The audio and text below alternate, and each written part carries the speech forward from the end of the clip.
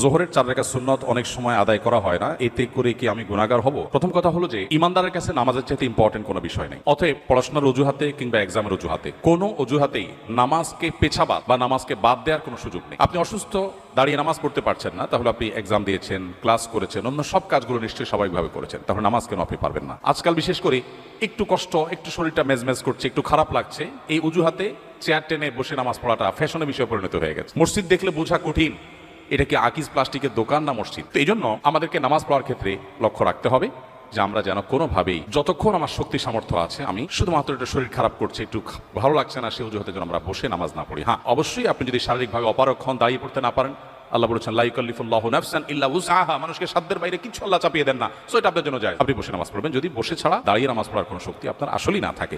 আর সুন্নাহগুলো important, নবী সাল্লাল্লাহু আলাইহি ওয়াসাল্লাম সচরাচর কখনো ছাড়তেন না। আপনার কখনো কোনো অসুবিধা তৈরি হয়েছে বিশেষ পরিস্থিতিতে, এটা বাদ দিলেন, তাতে গুনাহ হবে না ইনশাআল্লাহ।